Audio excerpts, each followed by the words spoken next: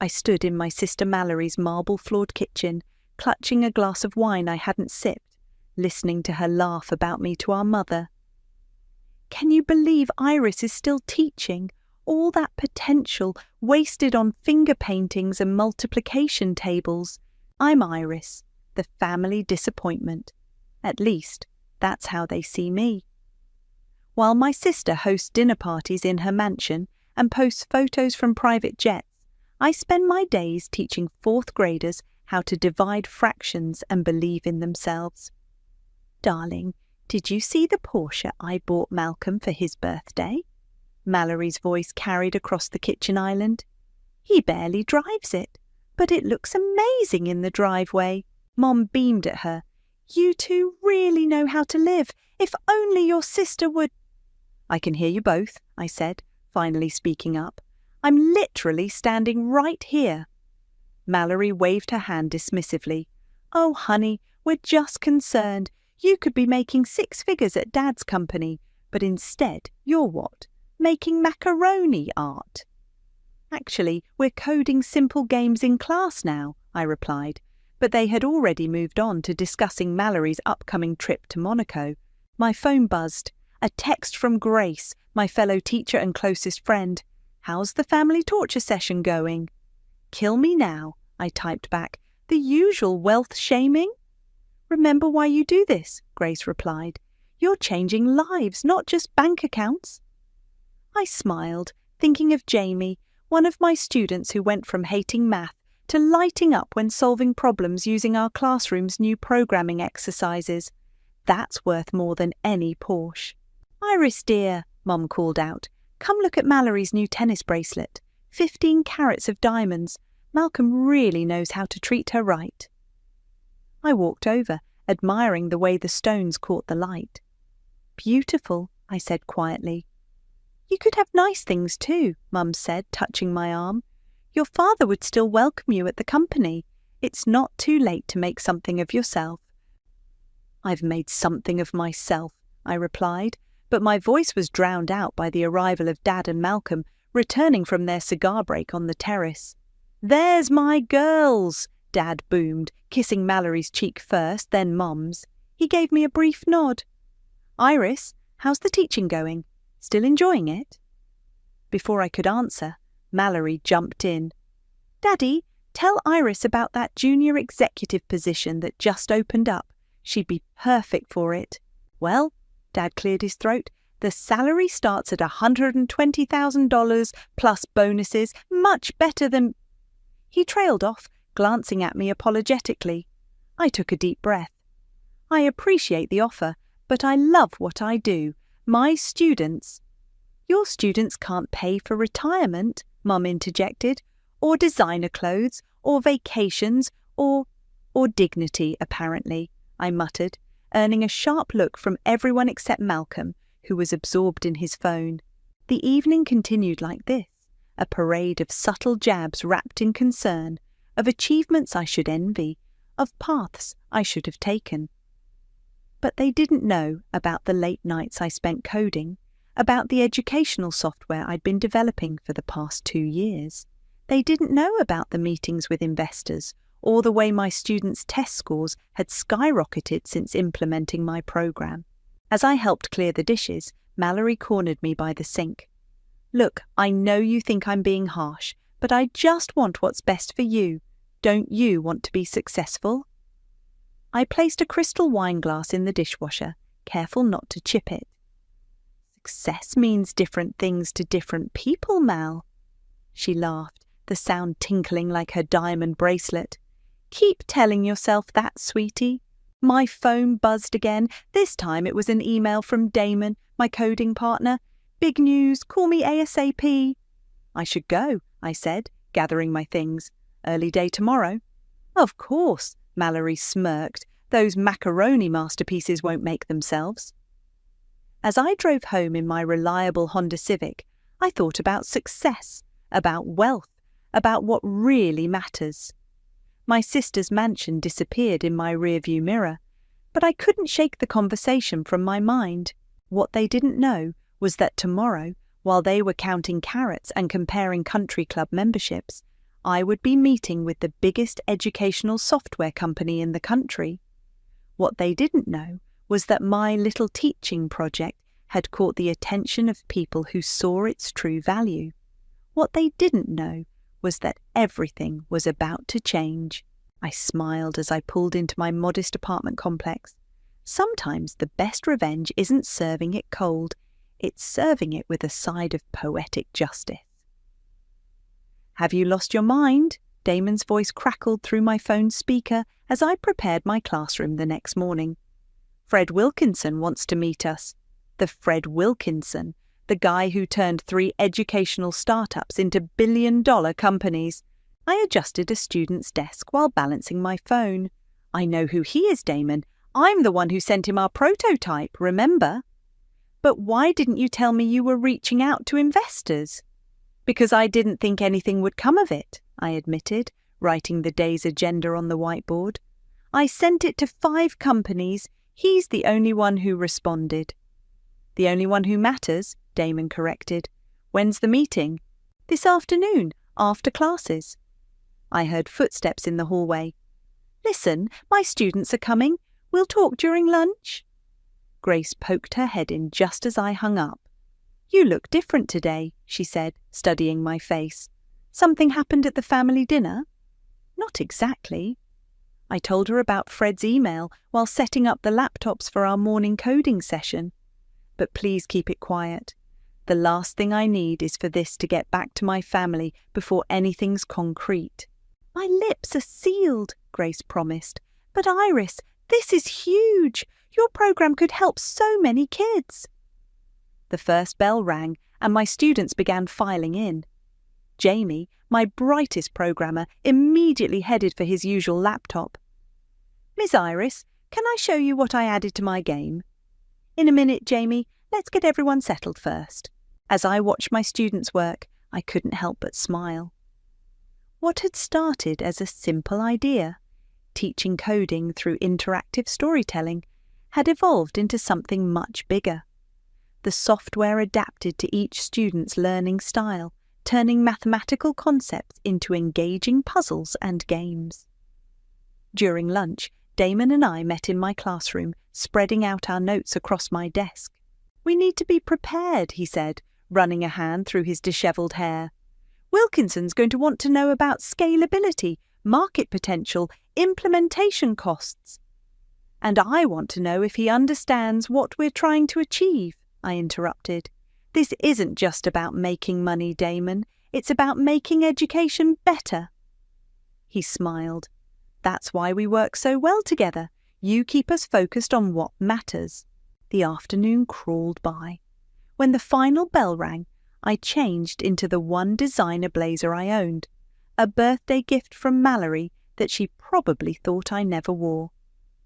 "You've got this," Grace said, giving me a quick hug before I left. "Remember, you're the expert here. You know what these kids need." Fred Wilkinson wasn't what I expected. Instead of a suit-wearing executive, he showed up in jeans and a casual button-down shirt. He spent the first 20 minutes asking about my teaching experience and watching recordings of students using the software. "Show me how it works," he said, sitting down at one of the student laptops. I guided him through the program, explaining how it adjusted difficulty based on user responses, how it incorporated storytelling elements to maintain engagement, and how it provided real-time feedback to teachers. "And you developed this while teaching full-time?" he asked, clearly impressed. "Nights, weekends, summers," I nodded. Damon helped with the back-end programming, but the educational framework came from daily classroom experience. "That's what makes it special," Damon added. "It's not just theoretically sound, it's been tested and refined in an actual classroom." Fred leaned back in the small chair, looking oddly comfortable in the elementary school setting. "I'll be direct. I've seen dozens of educational software pitches this year. Most of them are from tech people who think they know what teachers need. This is the first one I've seen that actually understands how kids learn." My heart raced. "So you're interested?" Very. He pulled out his tablet. I'd like to make you an offer, but first, I want to know your vision. If we scale this up, what do you see happening? I thought about Jamie, about all my students who'd discovered they could do more than they thought possible. I want every kid to have that moment when they realize they're capable of amazing things. I want teachers to have tools that actually help them teach, not just generate test scores. I want to change how we think about education. Fred nodded slowly, a smile spreading across his face. That's exactly what I wanted to hear. He turned his tablet toward us, showing a number that made my eyes widen. Let's make it happen. As we left the school that evening, Damon grabbed my shoulders. Do you realize what just happened? We're going to be rich. But I was thinking about something else. About Mallory's smirk, about my mother's dismissive comments, about my father's disappointment, about how none of that mattered anymore. No, I corrected him, we're going to make a difference. The money is just a bonus. My phone buzzed. Another family dinner invitation for the weekend. This time, I thought, things would be different. The familiar scent of Mum's roast beef filled the dining room as I took my usual seat at the far end of the table. Mallory was already holding court, regaling everyone with stories from her recent Monaco trip. The yacht was absolutely divine, she gushed, gesturing with her wine glass. Malcolm's business partner let us use it for the whole week. Speaking of business, Dad said, cutting into his meat, how's that junior executive position looking, Iris? Still open if you want it? I pushed my peas around the plate. Actually, I've been pretty busy with a work project. Mallory snorted. What, the school bake sale? No, I said quietly. Something else. My phone buzzed in my lap. A text from Fred. Final paperwork ready for review. Meeting tomorrow at 9. Phone's at the dinner table? Mum clicked her tongue.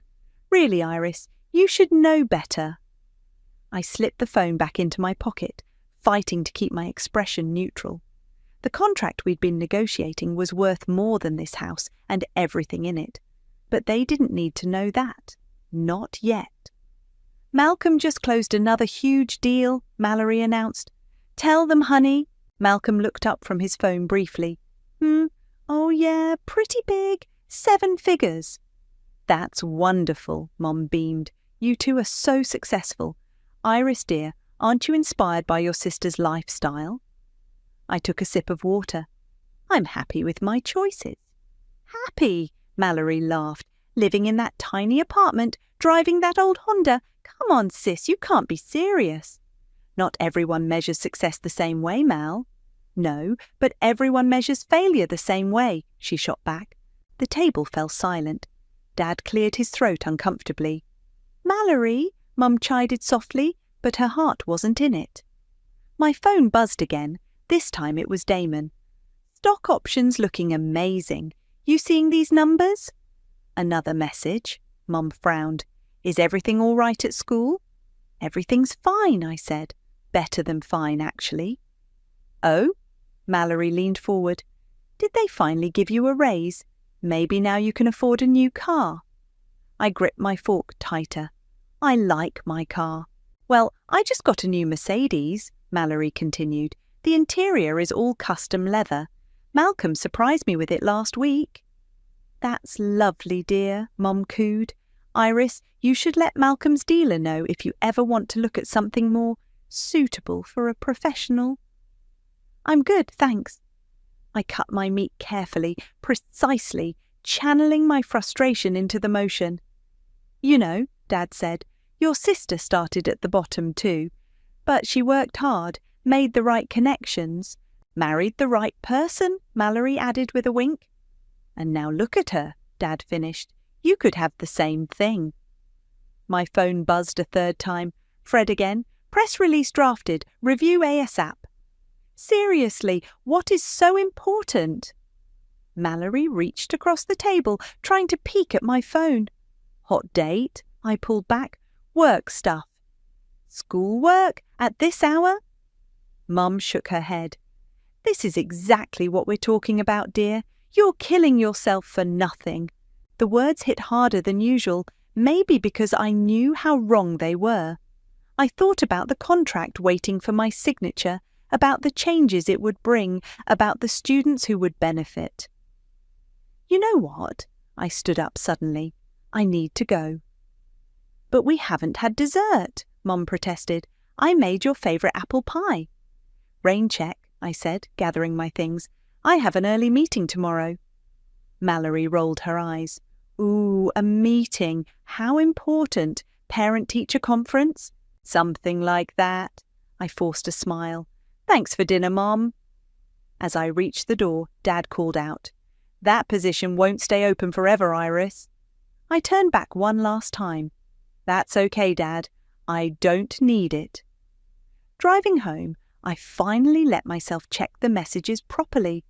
The numbers in Damon's text made me dizzy. Fred's press release was perfect, highlighting the educational impact first, the financial details second.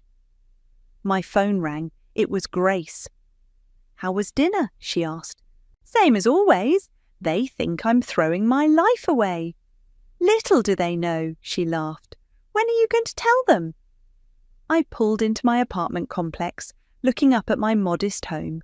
Soon I could afford any place I wanted, but that wasn't the point.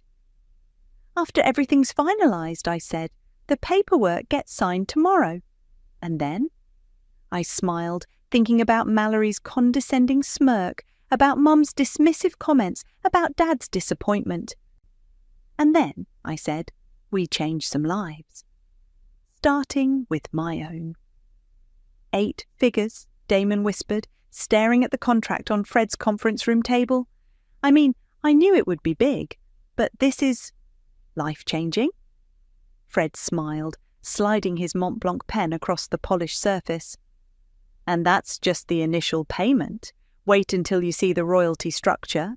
My hand trembled slightly as I reached for the pen. One signature and everything would change. I thought about my students, about all the other students who could benefit from our program. "Before you sign," Fred said, "I want to make sure you understand what happens next. This goes public tomorrow. Are you ready for that?" I nodded, thinking about my family's reaction. More than ready. The press will want interviews. Your story, a teacher creating revolutionary educational software, it's going to make headlines. "Speaking of headlines," Damon cut in, "have you told your family yet?" "No." I signed my name with a flourish. "But they'll find out soon enough." Fred gathered the papers, handing us each our copies. "Congratulations! You're now officially millionaires." Walking out of the building, Damon couldn't contain his excitement. "We should celebrate! Dinner, drinks, buy a small island." "I have to get back to school," I laughed. "My students are presenting their projects today." "Iris, you're rich now. Like, really rich. You don't have to—" "I want to," I interrupted. "These kids are why we did this in the first place." Back in my classroom, Jamie was first to present his project. He'd created a game that taught multiplication through space exploration. Each correct answer moved the rocket closer to its destination. "Miss Iris," he beamed, "I added sound effects." My phone buzzed. A text from Mallory. "Turn on channel 7 now." Then another. "Is this for real?" And another. "OMG, call me." I glanced at the classroom TV, usually used for educational videos. With a knot in my stomach, I turned it on. Revolutionary educational software developed by a local teacher, the news anchor was saying. The program, which has shown remarkable results in improving student performance, was just acquired for an undisclosed sum in the 8-figure range. My students stopped what they were doing, staring at the screen where my professional headshot now appeared. "Ms. Iris," Jamie gasped, "that's you." "Is this about our coding class?" another student asked. "Are you famous now?" "Are you rich?" Grace appeared in the doorway, grinning. "So much for keeping it quiet." My phone was exploding with notifications, messages from college friends, former colleagues, and most persistently, my family. Mum, what is this we're seeing on the news? Dad, call immediately. Mallory, seriously, what is happening? Class, I said, turning off the TV, let's focus on your presentations. This isn't about me, it's about what you've created. But the excitement was contagious. Even Grace's students were peeking in through the windows. After school, Damon rushed into my classroom. Have you seen Twitter? We're trending. I've been avoiding looking at anything, I admitted. How bad is it? Bad? It's amazing. Teachers are calling you an inspiration. Tech blogs are analysing our software. And, he paused dramatically, 3 other major companies have already reached out about partnerships. My phone rang again. Mallory, for the 10th time. You should probably answer eventually, Grace said gently. I will, just not yet. I sat at my desk, looking around my classroom. Everything's going to change now, isn't it? Only the things you want to change, Damon said. You're still you, just with a much bigger platform to make a difference. My phone buzzed with a text from Fred. Major Education Conference wants you as keynote speaker. Interest from school districts nationwide. This is bigger than we thought. Iris, Grace said softly, your family's here. I looked up to see Mallory, Mum, and Dad standing in my classroom doorway. Mallory clutched her phone, Mum looked shell-shocked, and Dad was holding a newspaper with my story on the front page. 8 figures? Mallory blurted out. From teaching? From innovation, Damon corrected, stepping protectively closer to my desk. Why didn't you tell us? Mum asked, her voice small. I stood up, gathering my courage. Would you have believed me if I had? The silence that followed was deafening. I should go, Damon said. Early meeting tomorrow with the development team. He squeezed my shoulder as he left. Dad stepped forward, newspaper rustling in his hands. Iris, Not here, I said firmly. Not in my classroom. Come over for dinner tomorrow. I'll explain everything then. They looked ready to argue, but something in my voice must have stopped them. Maybe it was the confidence that came with knowing I'd succeeded on my own terms. Tomorrow, then, Dad nodded. As they left, Mallory lingered in the doorway. Sister, she said, shaking her head, you've been holding out on us. No, I replied, you just never bothered to look. Fred arrived at my classroom during lunch break, just as my students were filing out. He paused to watch Jamie explaining his space multiplication game to a younger student. This is exactly why I invested, Fred said, smiling. Real results, real engagement. I gathered my things, preparing for our meeting. The kids are amazing when you give them the right tools. Speaking of tools, he pulled out his tablet. We need to discuss the rollout. 20 school districts want to implement the program next semester. My phone buzzed. Another text from Mallory. Saw you on Good Morning America. Since when do you do TV? Your sister seems persistent, Fred noted, glancing at my phone. Family taking the news well? They're coming for dinner tonight. We'll see. We walked to the teacher's lounge, where Damon was already setting up his laptop. Grace had helped us clear the space, making it look less like a break room and more like a meeting area. The development team's ready, Damon announced. We can start training teachers next month. Fred nodded approvingly. Good, because this just came in. He showed us his tablet. The governor wants to make our program part of the state's educational initiative. The whole state? I sat down, stunned. Every public school, full funding. Fred's eyes sparkled. This is bigger than we imagined, Iris. You're not just a millionaire anymore. You're about to become a major force in education reform. My phone buzzed again. Mum this time. Darling, what should we bring tonight? Malcolm's offering to bring champagne from his private collection. Your family dinner's going to be interesting, Damon smirked. Focus, I said. Let's talk about the training program. We spent the next hour discussing implementation plans, teacher support systems, and expansion strategies. Fred's experience showed in every suggestion, every potential pitfall he helped us avoid. "One more thing," Fred said as we wrapped up. "The Today Show wants an interview. Their education segment." "National TV?" Damon whistled. "That's major exposure." "It's not about exposure," I insisted. "It's about reaching more students, more teachers." "That's why you're perfect for this," Fred said. "You never lost sight of the mission." After they left, Grace came in with coffee. "Ready for tonight?" "Not even close." I showed her my phone, dozens of missed calls and messages from family members I hadn't heard from in years. "Second cousins coming out of the woodwork," she laughed. "Everyone wants to know how the poor teacher struck it rich." I sighed. They still don't get it. "So make them understand." Grace squeezed my hand. "Show them what real success looks like." The rest of the school day passed in a blur of excited students and congratulatory colleagues. As I was packing up, Jamie appeared at my desk. "Ms. Iris, are you going to leave us now that you're rich?" My heart melted. "No, Jamie, I'm staying right here. We're just going to help more kids learn the way you do." "Promise?" "Promise." Driving home, I thought about that promise. My apartment might be modest, but it was about to host the most awkward family dinner in history.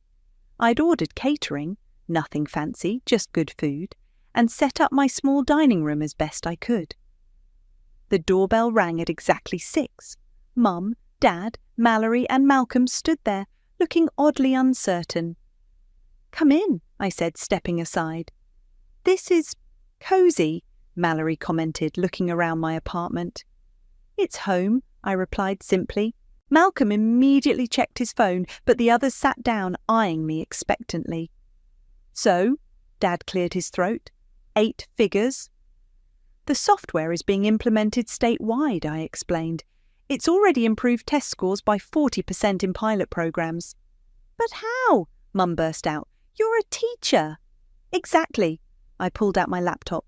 "Let me show you." I demonstrated the program, showing them how it adapted to each student's needs, how it made learning interactive and engaging.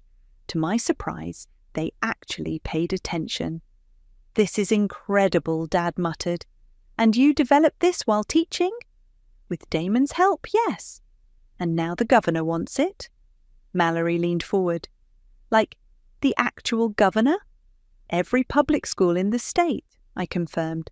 "But that's just the start." "Start?" Malcolm looked up from his phone. "There's more." I told them about the national rollout plans, the Today Show interview, the education conference keynote. With each revelation, their expression shifted from shock to something else. Respect, maybe, or understanding. "Why didn't you tell us?" Mum asked again, softer this time. I met her eyes. "Would you have supported me, or would you have told me to take that junior executive position instead?" The silence that followed was answer enough. "Well," Mallory said finally, "I guess I can't tease you about being just a teacher anymore." "No," I agreed, "you can't." But looking at their faces, I realized something. This wasn't about revenge anymore. It was about showing them, and the world, that success isn't measured in carrots or car models.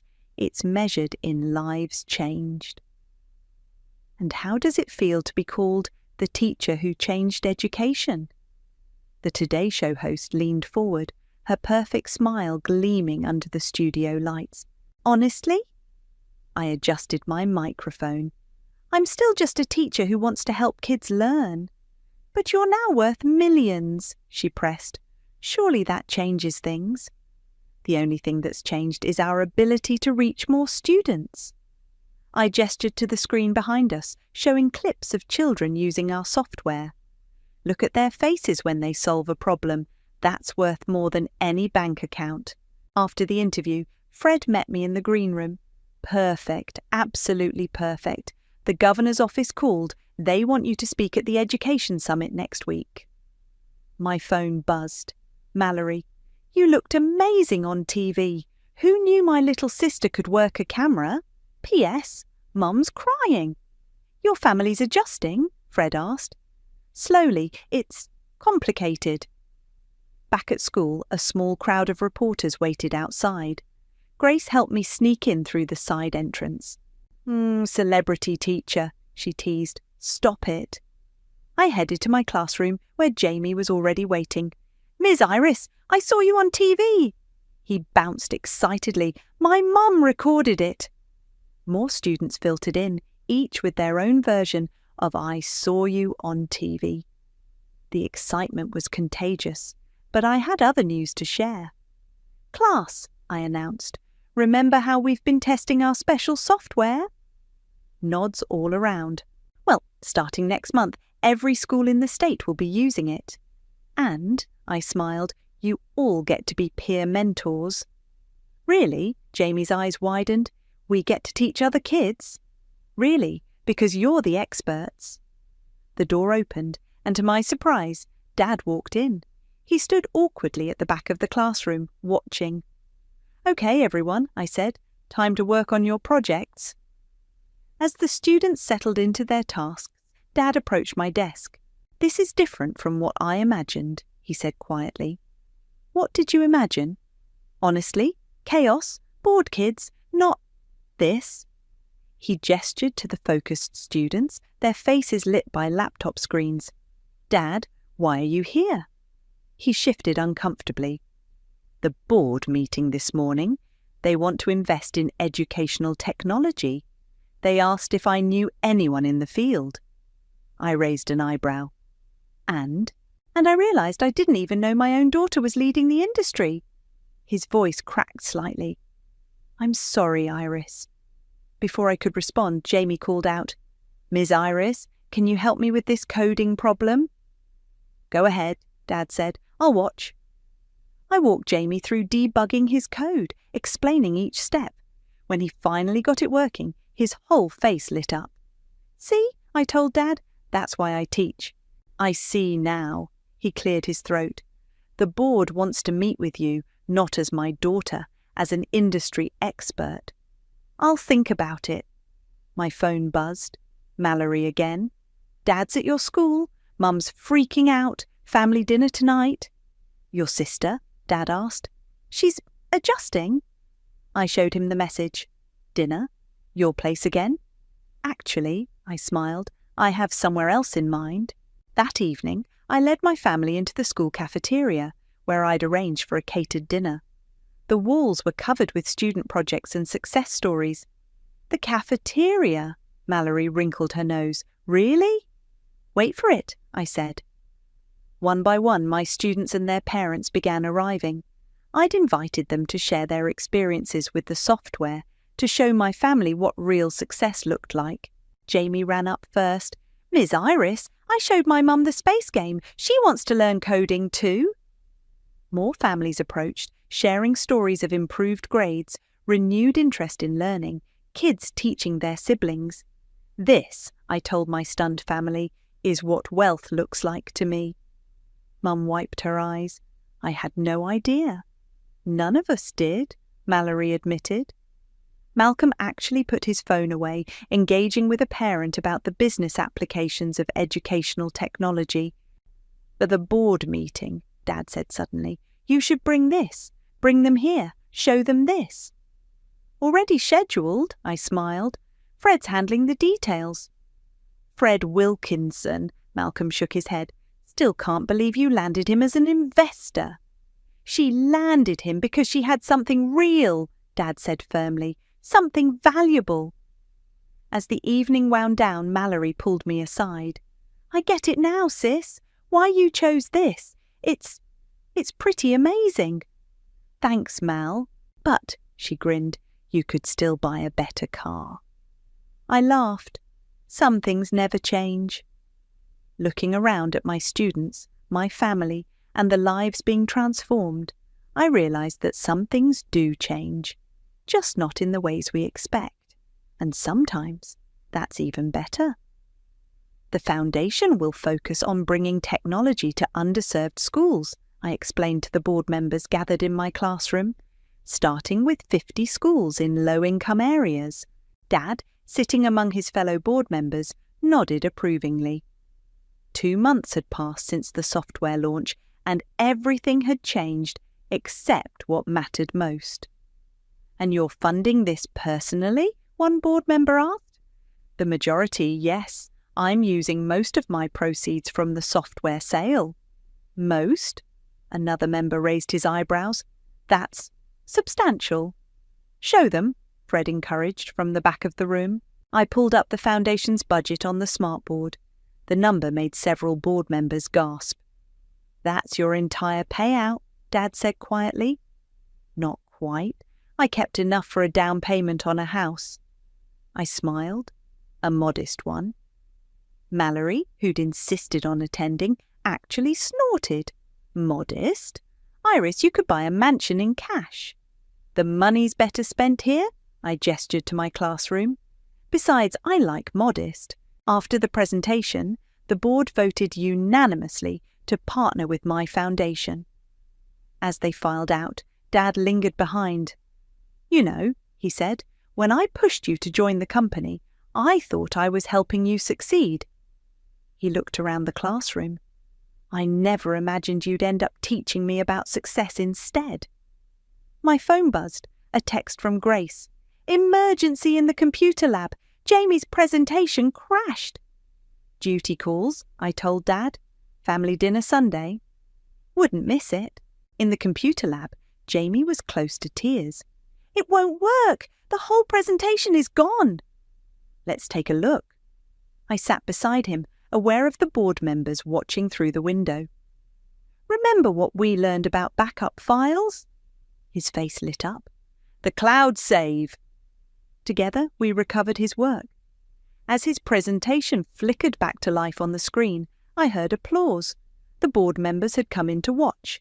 "This is what we're investing in," Dad announced to his colleagues. "Not just software, transformation." Later that afternoon, Mallory stopped by my classroom again. "So," she said, perching on a student desk, "I've been thinking—" "Dangerous," I teased. "Seriously, Malcolm and we want to contribute to the foundation." I stared at her. "What?" "We've got more money than we know what to do with," she shrugged. "Maybe it's time we did something meaningful with it." Before I could respond, Mum burst in waving a magazine. "Have you seen this?" She thrust it at me. Forbes, my face on the cover. "The teacher who revolutionized education." "Mum, that came out last week." "I know, but I keep reading it. My daughter in Forbes." She paused. "Both my daughters, actually. Mallory told me about the foundation contribution." "We haven't decided anything yet," Mallory said quickly. "Yes, we have." Malcolm appeared in the doorway, phone actually nowhere in sight. "We're doing it. Already talked to our financial advisor." I sat at my desk, overwhelmed. "You don't have to." "We want to," Mallory interrupted. "You showed us what matters, Iris. Let us be part of it." Mum wiped her eyes. "My girls changing the world together." "Speaking of changing things," Malcolm said, "we should discuss the expansion plans. The governor's office called. 3 more states want to implement the program." "And the Today Show wants you back," Mum added. "They're calling you America's teacher." "I'm still just a teacher," I protested. "No," came a voice from the door. Jamie stood there with his recovered presentation. "You're the best teacher." Mallory smiled. "Out of the mouths of babes." "Miss Iris," Jamie continued, "can I show my presentation to your family?" For the next 20 minutes, my family sat in student desks, watching Jamie explain how he'd created an educational game that taught fractions through pizza slicing. Mum actually took notes. "This is what you saw," she said afterward, "this potential all along." "It was always there," I replied. "Some people just needed help seeing it."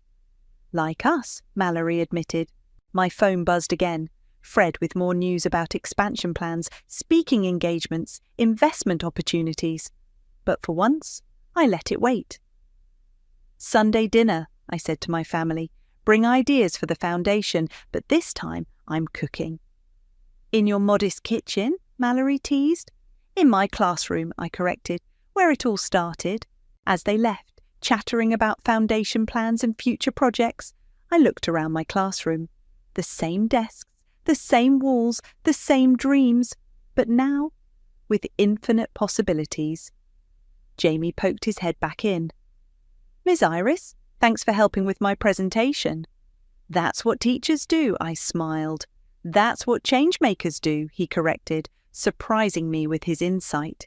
And maybe he was right. Maybe being a teacher was always about being a changemaker. I just never expected the biggest change would be in my own family.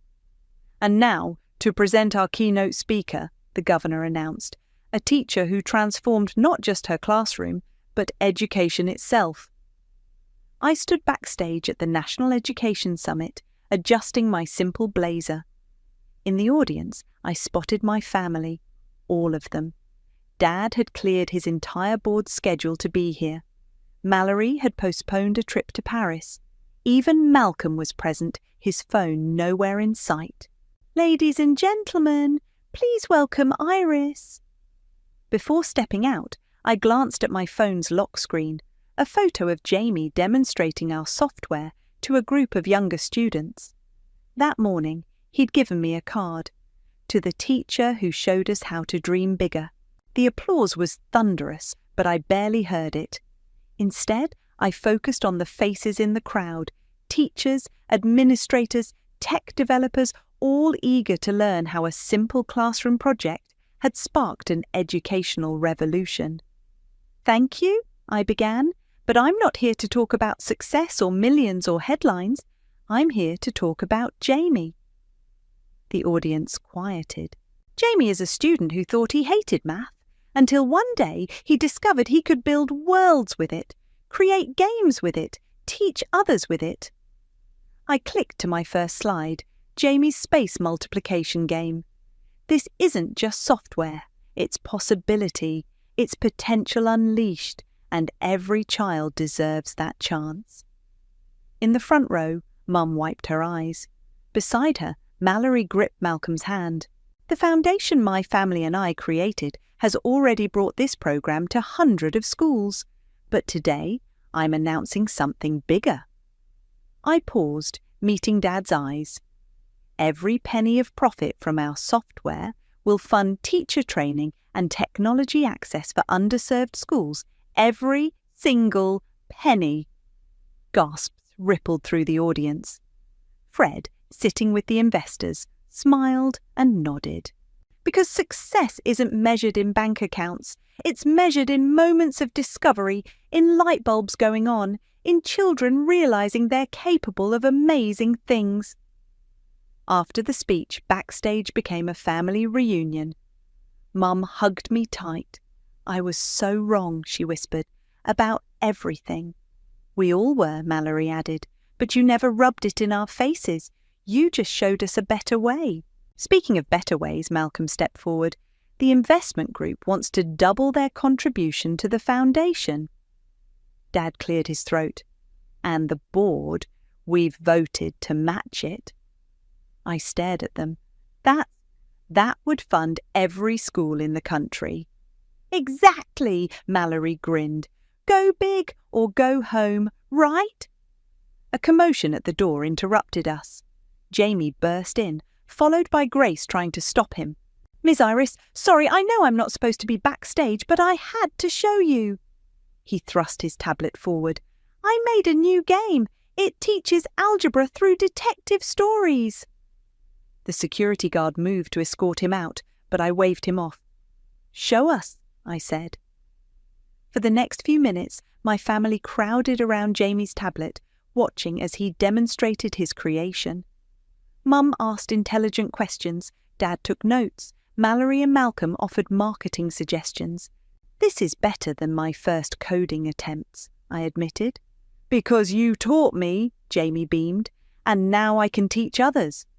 Grace finally caught up, out of breath. "Sorry, he was so excited." "Don't apologise," I said. "This is perfect." "It is," Dad agreed. "This is exactly what the foundation should be about.